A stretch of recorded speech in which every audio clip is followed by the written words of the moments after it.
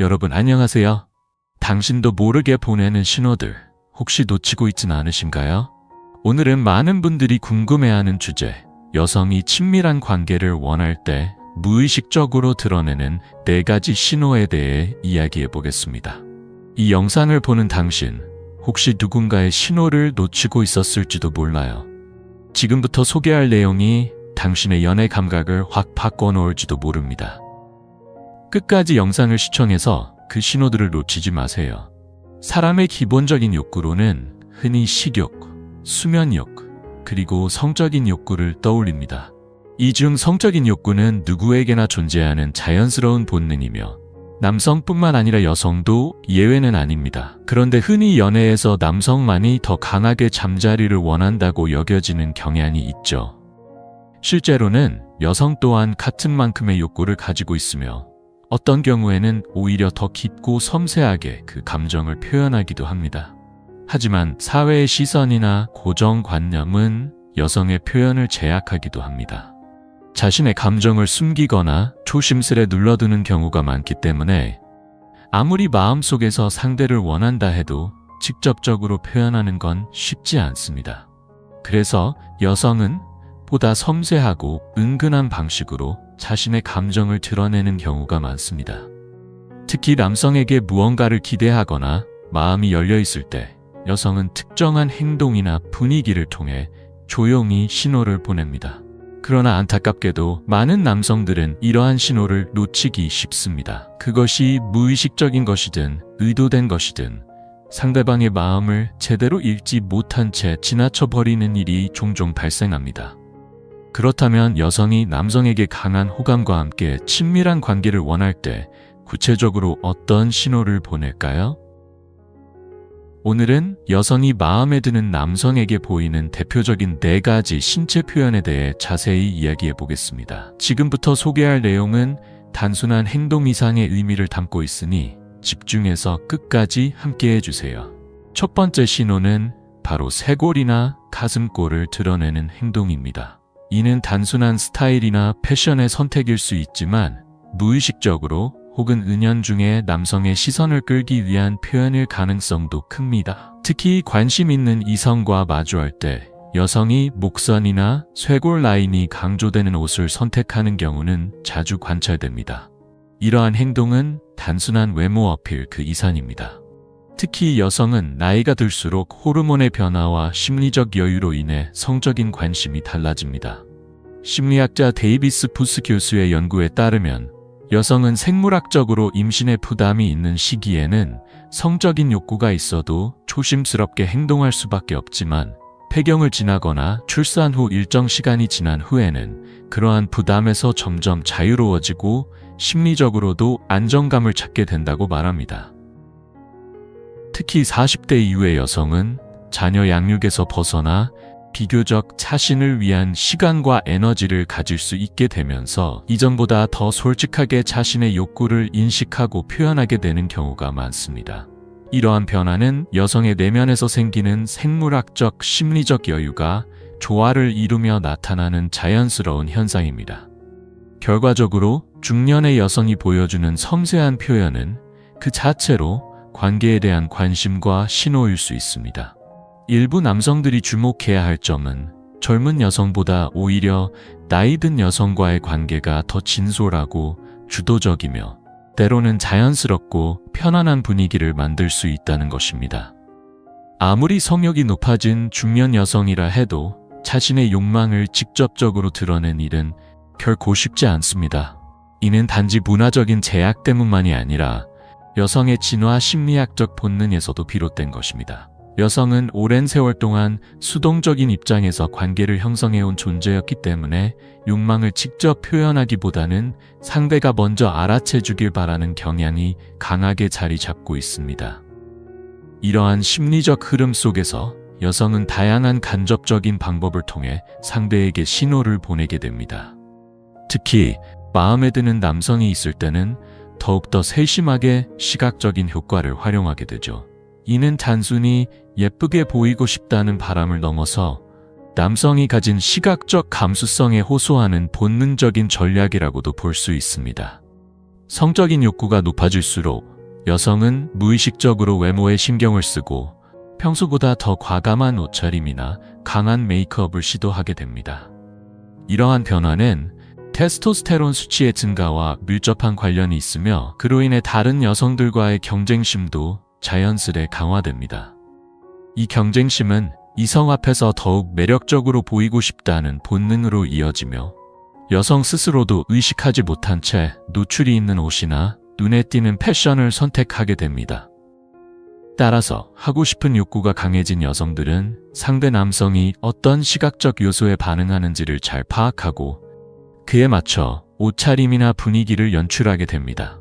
예를 들어 깊게 파인 원피스를 입어 쇄골과 가슴골을 은근히 드러내거나 몸에 딱 붙는 셔츠의 단추를 일부러 몇 개 풀어 자연스럽게 시선을 유도하는 식이죠.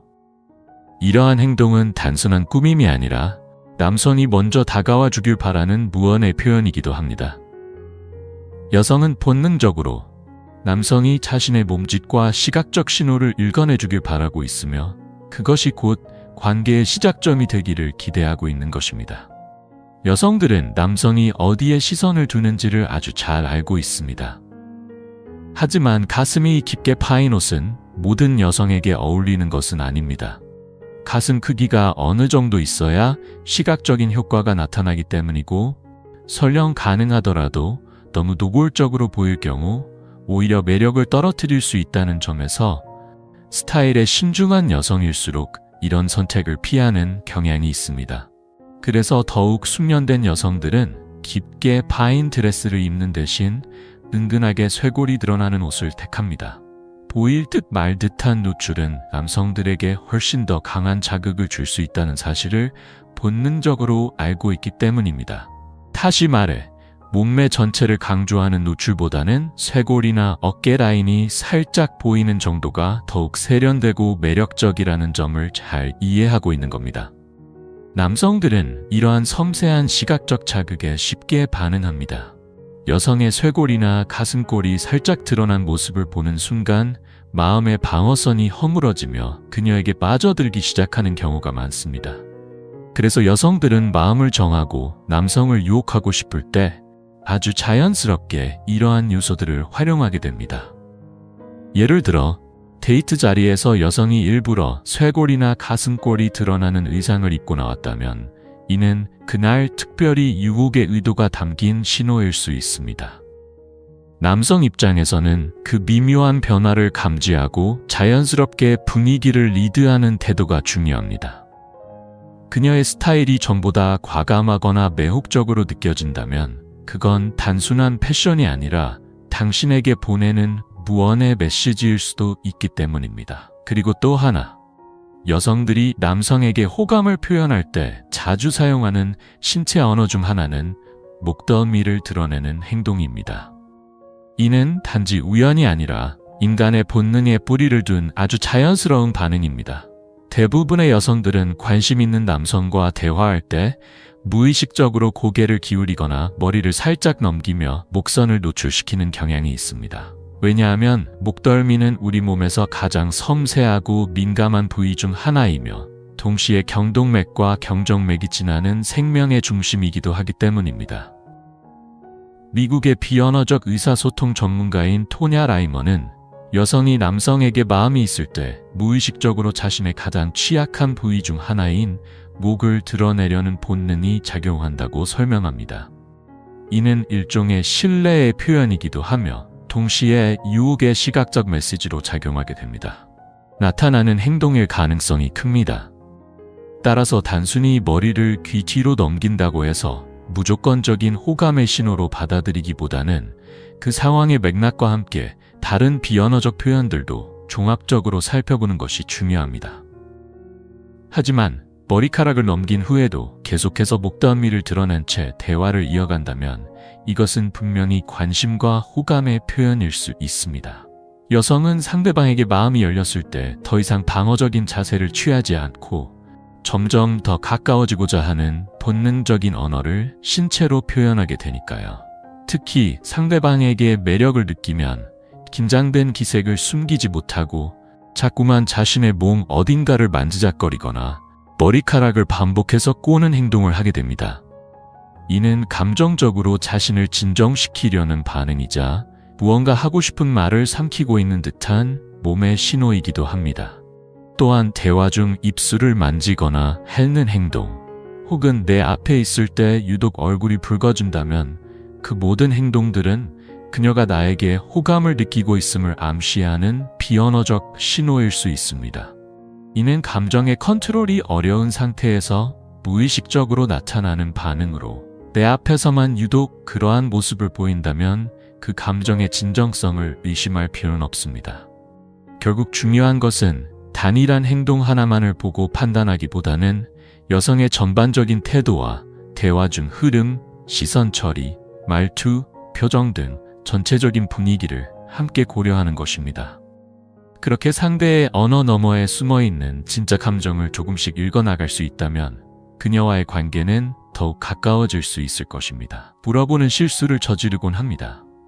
하지만 여자 입장에서 보면 그렇게 대놓고 들키는 상황은 매우 당황스럽고 부끄러울 수밖에 없습니다. 특히 마음이 있는 상대에게 무심결에 시선을 줬다가 그 시선이 발각되면 그 감정 자체가 들킨 듯한 민망함과 창피함이 뒤따르기 때문이죠. 여성은 대개 자신의 감정을 직접적으로 드러내기보다는 주변을 살피며 천천히 조심스럽게 다가가는 경향이 있습니다. 그래서 무심코 쳐다본 듯하지만 사실은 꽤 오래전부터 당신에게 관심이 있었다는 경우도 많습니다. 그저 내색하지 않았을 뿐이죠. 남성들이 이런 부분을 예민하게 알아차리고 눈치껏 반응하는 것이 진정한 배려라고 할 수 있습니다. 만약 여성이 여러 번 시선을 주고 있음이 느껴졌다면 굳이 이유를 묻지 말고 가볍게 미소를 지어주거나 자연스럽게 대화를 시작하는 쪽으로 유도하는 것이 훨씬 더 매끄럽고 효과적인 접근법이 됩니다. 그렇게 하면 여성도 자신의 감정을 들킨 듯한 민망함 없이 부드럽게 관계를 이어나갈 수 있는 여지를 느끼게 되죠. 결국 중요한 것은 그녀의 시선이 담고 있는 감정의 깊이를 꿰뚫는 민감함입니다. 괜히 직설적인 말로 상대방을 무장하게 만들기보다는 그 눈빛의 의미를 조용히 이해하고 기다릴 줄 아는 여유가 더 큰 매력으로 다가올 수 있습니다. 그리고 그 여유로움 속에서 둘 사이의 거리도 자연스럽게 좁혀지게 되는 것이죠. 있습니다. 특히 좋아하는 사람 앞에서 자연스럽게 지어지는 미소는 단순한 인상 이상의 의미를 가집니다. 여자는 관심 있는 남자 앞에서 그 어떤 장신구보다 더 매력적인 무기가 바로 미소라는 사실을 잘 알고 있습니다. 그래서 말투도 부드러워지고 눈빛도 한결 따뜻해지며 목소리 톤도 평소보다 더 높고 경쾌하게 바뀌게 되는 거죠. 콧소리가 살짝 섞인 귀여운 말투나 말끝을 올려 묻는 듯한 어조는 의식적으로 연출하는 것이 아니라 감정이 자연스럽게 묻어나오는 결과입니다. 이는 여성이 본능적으로 이 사람에게 잘 보이고 싶다는 마음이 들었을 때 나타나는 반응이기도 합니다.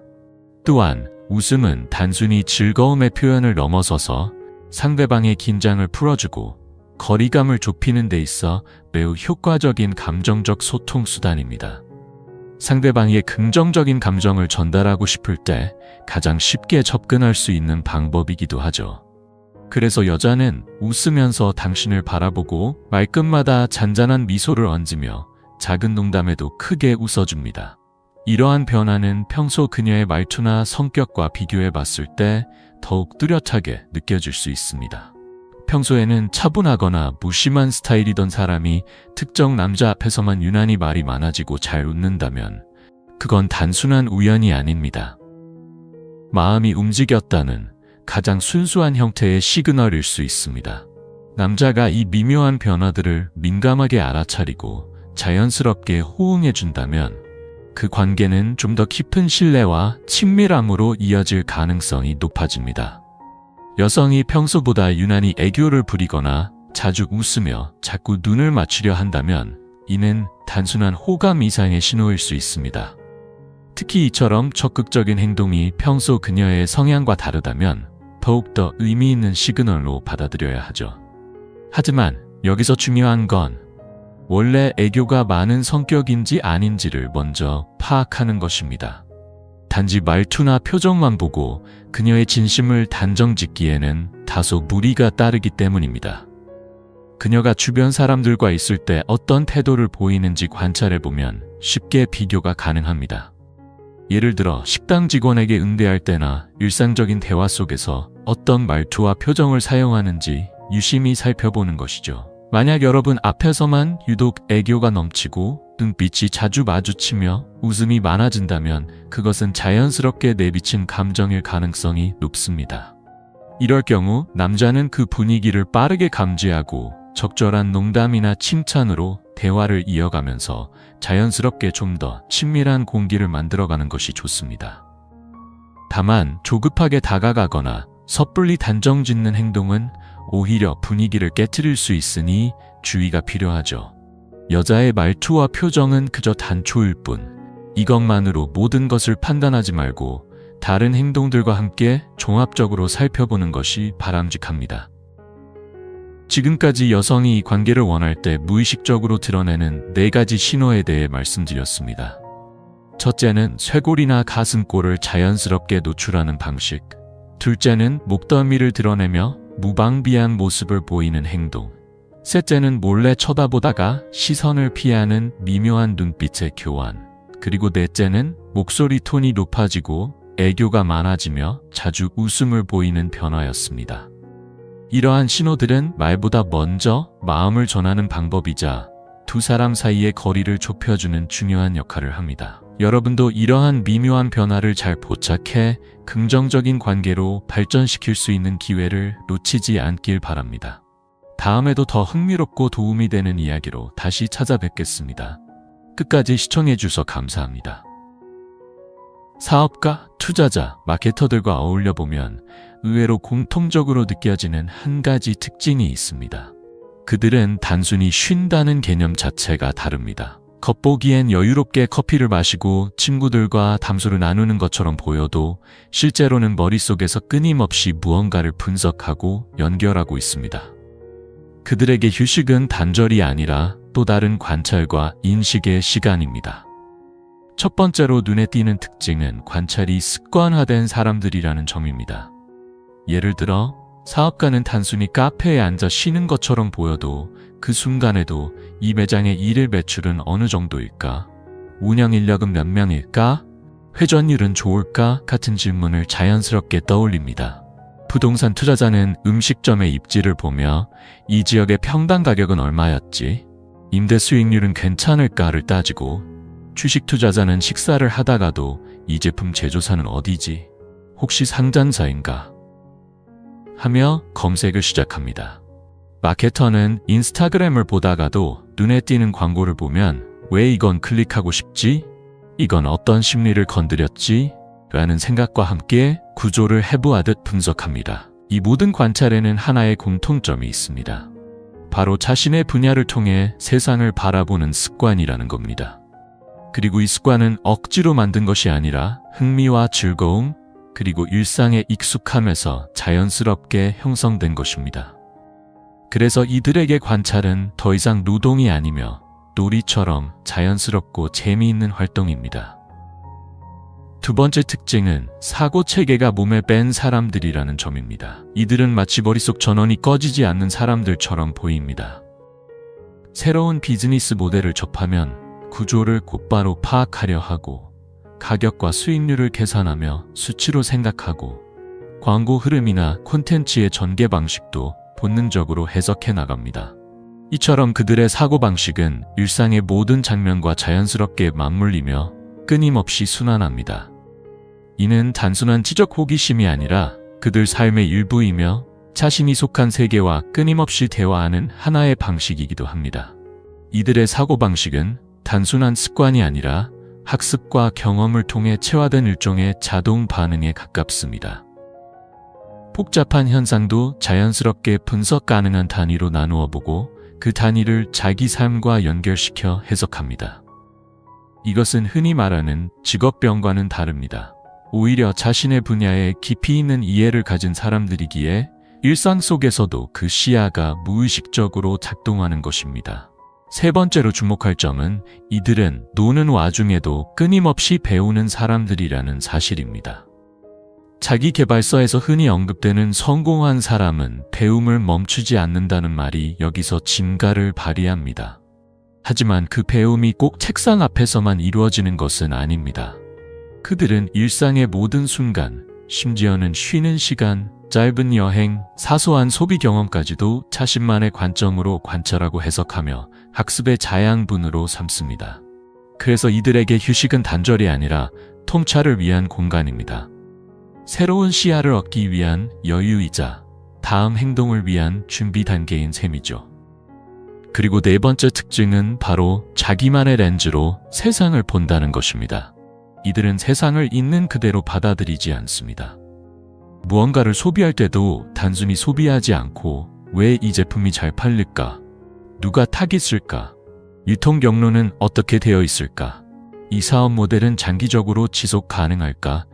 같은 질문을 스스로에게 던지며 세상을 입체적으로 해석합니다. 이처럼 자신만의 사고 렌즈를 가지고 있다는 것은 그들의 전문성과 경쟁력을 결정짓는 핵심입니다. 결국 잘 되는 사람들은 다르게 논다 는 말은 단순한 표현이 아닙니다.